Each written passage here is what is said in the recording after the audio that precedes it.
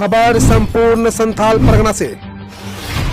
खबर के लिए सबसे पहले रुक करते हैं दुमका की ओर। केबी वाटिका व क्लब में मनाई गई जगत धात्री पूजा। दुमका में सोमवार को झारखंड बंगाली समिति की ओर से केबी वाटिका एवं पॉपुलर क्लब की ओर से पॉपुलर क्लब परिसर में विधि विधान से जगत धात्री पूजा की गई। दुमका के केबी वाटिका में पहली बार समिति की ओर से 2 दिवसीय जगत धात्री पूजा अनुष्ठान सोमवार को विधि विधान से प्रारंभ किया गया। इस मौके पर बड़ा बांध तालाब से आयोजन स्थल तक भव्य कलश यात्रा निकाली गई और अष्टमी व नवमी पूजन किया गया। मेलगढ़ से हटेगा सालों से जमा कचरे का अंबार। करीब 20 साल से शहर के कचरे को अस्थायी रूप से डंप करने के लिए जमीन की तलाश में लगे नगर परिषद का इंतजार खत्म हो गया है। इसके लिए शहर से 10 किलोमीटर दूर टांडी गांव में 10 एकड़ जमीन का अधिग्रहण किया गया है। भू अर्जन विभाग ने सारी प्रक्रिया पूरी करने के बाद नगर परिषद को जमीन सुपुर्द कर दी है। परिषद ने गुरुग्राम की एक कंपनी को फिर से नई DPR तैयार करने का प्रस्ताव भेजा है। राम मंदिर निर्माण के लिए राशि संग्रह अभियान 14 से। राम जन्मभूमि तीर्थ क्षेत्र ट्रस्ट के आह्वान पर सोमवार को राष्ट्रीय स्वयंसेवक संघ दुमका की ओर से विभिन्न हिंदू व सामाजिक संगठनों के साथ बैठक हुई। अध्यक्षता कर रहे जिला संघ चालक डॉक्टर सोमनाथ दत्ता कहा कि राम जन्मभूमि तीर्थ क्षेत्र ट्रस्ट ने विभिन्न संघ संगठनों से राम मंदिर निर्माण के लिए सहयोग की अपील की है। इसी निमित्त यह बैठक आयोजित की गई है ताकि मंदिर निर्माण में एक गांव, पंचायत, प्रखंड, घर व व्यक्ति की सहभागिता सुनिश्चित हो सके। आज से सड़क की एक ओर खड़ी नजर आएंगी बाइक। शहर की जनता को जाम से निजात दिलाने के लिए पुलिस मंगलवार से एक बार फिर ऑड इवेंट फार्मूलों को लागू करेगी। अब एक दिन सड़क के दाएं और दूसरे दिन सड़क के बाईं ओर खड़ी करनी होगी। नियमों का पालन नहीं करने वालों पर कार्रवाई की तैयारी है। SP ने भी नगर थाना के इस प्रस्ताव को मंजूरी दे दी है। खबर गोड्डा से। गोड्डा पोड़ियाहाट रेल परियोजना को लेकर फिर गहराया विवाद। गोड्डा पोड़िया रेल परियोजना में जगह जगह रेल ब्रिज का निर्माण कर ट्रैक बिछाने का काम चल रहा है। इस दौरान कई जगह रेल ब्रिज के कारण ग्रामीणों का आवागमन प्रभावित हो गया है।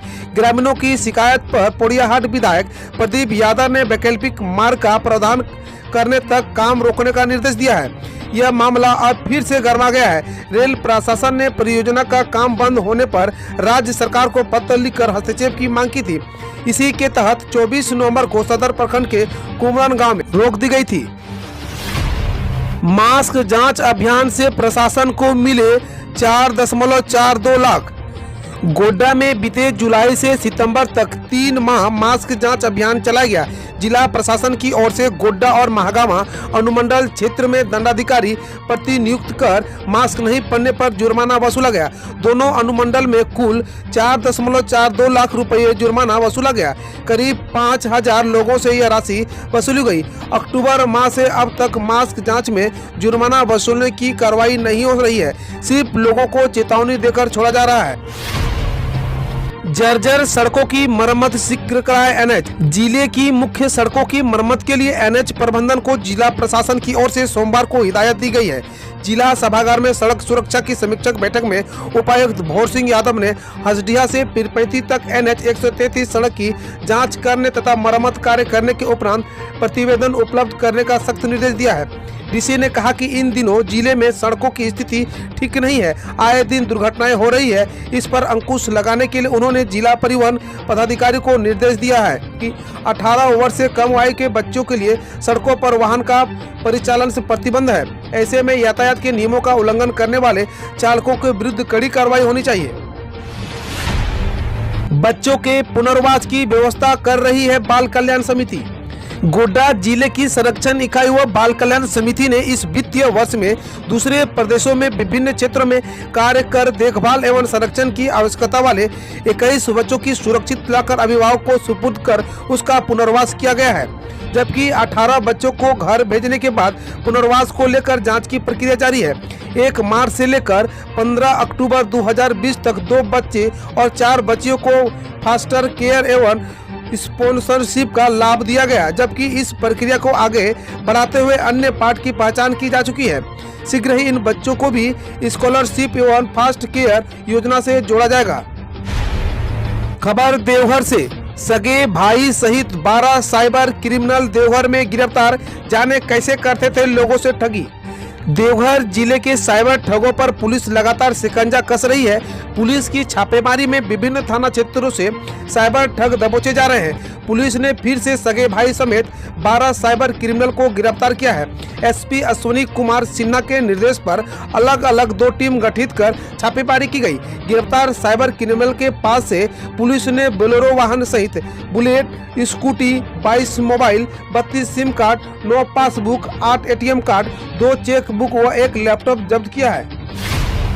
अक्षय नवमी पर बाबा मंदिर में उमड़ी भीड़। अक्षय नवमी पर सोमवार को बाबा मंदिर में दर्शन पूजन के लिए भक्तों की भीड़ इस कदर उमड़ी की सारी व्यवस्था धरी की धरी रह गई। परिणाम हुआ कि बाबा मंदिर का पट निर्धारित समय से 2 घंटे विलम्ब यानी 4 बजे बंद हुआ। भीड़ ऐसी थी कि शारीरिक दूरी की धज्जियां उड़ गई। वहीं मंदिर परिसर में पैर रखने की जगह मुश्किल से मिल रही थी। ई पास से हो तो महज 35 लोगों ने पूजा की, लेकिन बगैर पास के पूजा करने वाले भक्तों की संख्या 40,000 से ऊपर थी। न तो भक्तों को सैनिटाइज किया गया और न ही उनका सम्मान किया गया। खबर जामताड़ा से, लिव इन रिलेशनशिप में रहने वाली महिला की हत्या के मामले में प्रेमी और मां पिता हुए गिरफ्तार। लिव इन रिलेशनशिप में रहने वाली महिला की हत्या मामले में जामताड़ा पुलिस ने एक महिला सहित 3 लोगों को गिरफ्तार किया है। गिरफ्तार लोगों में लिव इन रिलेशनशिप में रहने वाले युवक, पिता व माता शामिल है। मामले में पुलिस ने 20 साल के रामदेव हेम्ब्रम, 55 साल के कमल हेम्ब्रम तथा 52 साल की श्रीमती मुर्मू को गिरफ्तार किया गया है। पुलिस ने गिरफ्तार तीनों को मेडिकल कराने के बाद सीजीएम के कोर्ट में पेश किया। कोर्ट ने तीनों को 14 दिनों की न्यायिक हिरासत में जामताड़ा जेल भेज दिया है। जामताड़ा के नए सीजन की शुरुआत, यूपी समेत देश के कई इलाकों में ठगी के लिए हो रहे हैं युवाओं की भर्ती। झारखंड के जामताड़ा के बारे में आपने सुना ही होगा। जी वही जामताड़ा जिस पर नेटफ्लिक्स ने एक वेब सीरीज भी बना दी है। ये वही जामताड़ा है जहां से बहुत सारे ठग पकड़े जा चुके हैं जो साइबर क्राइम से जुड़े हुए थे। यहाँ बेरोजगार युवाओं ने लोगों को खूब ठगा।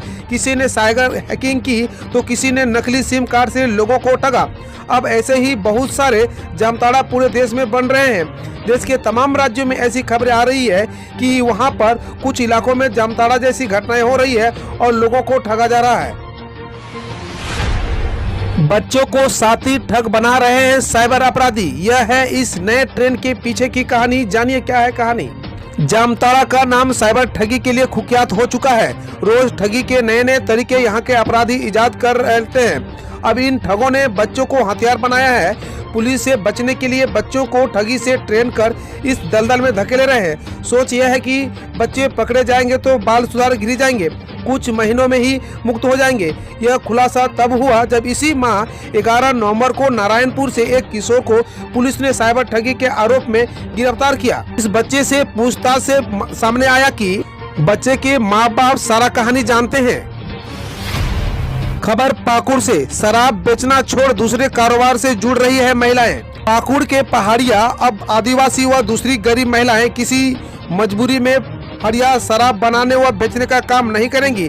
इस काम से जुड़ी महिलाओं को फूलो जानो आशीर्वाद अभियान के तहत सम्मानजनक स्वरोजगार मुहैया कराया जा रहा है। झारखंडी सरकार ने इसकी जिम्मेदारी झारखंड आजीविका मिशन को सौंपी है। इसके तहत शराब बेचने वाली 332 महिलाओं को चिन्हित किया गया है, जिन्हें आजीविका मुहैया कराने के लिए 10,000 रुपये का सहयोग राशि दी जाएगी।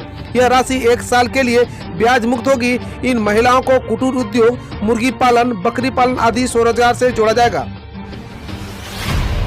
ई रिक्शा और बाइक से हटाई गई एलईडी लाइट। यातायात प्रभारी प्रीतम महतो ने सोमवार को शहर के अंबेडकर चौक के पास वाहन जांच अभियान चलाया। इस दौरान बाइक व ई रिक्शा व ऑटो में लगी एलईडी लाइट को हटाया। चालकों को मास्क पहनकर वाहन चलाने की चेतावनी दी। हालांकि शहर में अधिकतर लोगों को मास्क पहनकर बाइक व 4 पहिया चलाते हुए देखा गया। वाहन जांच से चालकों में हड़कंप मच गया है। यातायात प्रभारी ने बताया कि बाइक, ऑटो व ई रिक्शा में एलईडी लाइट लगाना निषेध है। एलईडी लाइट के कारण दुर्घटना की संभावना बढ़ जाती है, इसलिए वाहनों में लगी एलईडी लाइट को खुलवाया गया। हम रोज ऐसे ही न्यूज लाते रहेंगे, तो यदि आपने अभी तक क्लीन न्यूज को सब्सक्राइब नहीं किया है तो पहले फटाफट सब्सक्राइब कर लें, साथ ही बेल आइकन को दबा दें ताकि कोई अपडेट मिस ना हो।